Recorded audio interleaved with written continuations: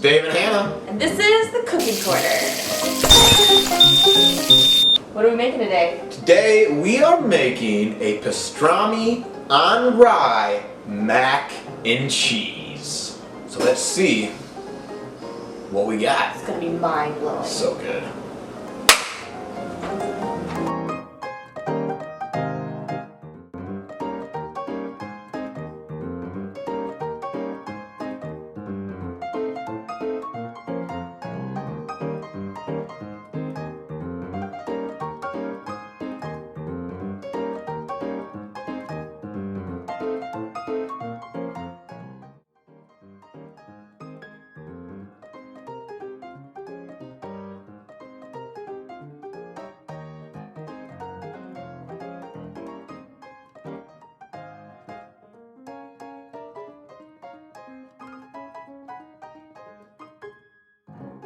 Water's boiling, let's add our macaroni.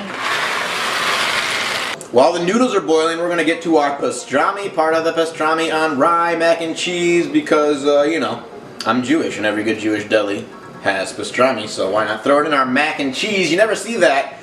We made our own pastrami, actually. We sous vide it, baked it, whole bunch of cool stuff, but you could also just try to make your own, or you can go to any deli, get some pastrami meat from the deli and ask them to slice it a little bit thicker so you can get these nice cubes that you can cut out of it, because nothing like that. So we're going to go and throw this just in a non-stick pan. You don't even need to throw any oil in there. And we're just really trying to reheat the pastrami and kind of give it a good little crispness to it. Our pastrami is rendering nicely. We got our nudes in the sink. They've been boiled, and in the same pan we boiled the noodles. It's still nice and hot. I'm going to get the stove on to a nice medium-low flame. Low and steady is the name of the game. Butter, 2 tablespoons, boom, in the pot. Now it's time for our roux, which is basically just our thickener. It's going to be flour in the butter. This part goes kind of fast, so same amount as the butter, about that much. We're really just cooking it out to get the floury taste to go away, and then we're going to add our spices, and then we're going to add our cheese. Now it's time to add in the rest of our seasoning. We're going to do some paprika. Ooh, that's a lot. Some garlic powder. And some mustard powder. This is the part that makes it taste like a Reuben, so we're going to add a lot in there. That's been cooking down for about a minute, so now we're going to add our room temperature milk. Slowly. See how it's turning into a paste already? I'm making a mess. I forgot to mention it earlier, but you're also going to need a half a cup of heavy cream. And that was whole milk before too. You don't want none of that light stuff in this house. It already looks like cheese sauce, and there's not even cheese sauce in there. That's the paprika. It gives it a really nice reddish orange flavor.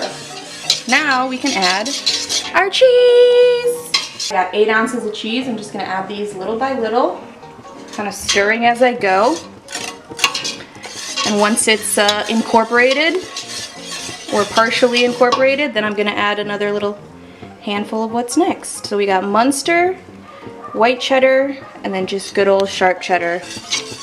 The Munster's for the meltiness, and the cheddar's for the color and the flavor. You can't have a mac and cheese without cheddar, in my opinion. If there's no cheddar, it's not a mac and cheese. What do you think? What cheeses do you need in your mac and cheese to make it a mac and cheese? For me, it's cheddar, Munster, and that's really it. I'm a simple gal.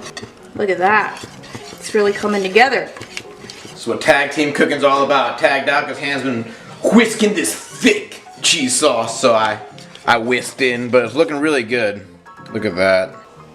It's time to throw in the noodles. It's ASMR. Mac and cheese. That's the sound you want to hear though. That means it's ooey and gooey. And now that we got that mixed, remember we got this? We got this bomb pastrami. It's almost like pseudo pancetta, honestly, the way we made this pastrami. It's got salty bits. If you want to throw bacon in here or something, do that. But pastrami just seems fun. Hannah's already topped off her bowl. Look how beautiful. Hannah, you throw some topping in my bowl too. Whoa. I love a crunch on my mac and cheese. I'm team breadcrumb. Let's go in. It's good flavor. For the first ever taste. Cheers. That Munster really brings it together. Munster is just such a good melting cheese that like, the flavor's not that strong, but the cheddar flavor with the Munster melt makes for a delicious creaminess. It's so good because you get the comfortingness of mac and cheese, but then you get that pastrami that's so interesting. Like, Yeah, it's like pancetta. Like those bites of you said, pastrami, they just like surprise you. And then that little rye breadcrumb just like, it brings it all down so that it's not too like rich and overpowering. Yum. I mean, mac and cheese is good on its own. Right. But it's always fun to spice it up a little bit, so why not try a pastrami on rye mac and cheese from yours truly, Hannah and Dave. Give it a go. Thanks for watching.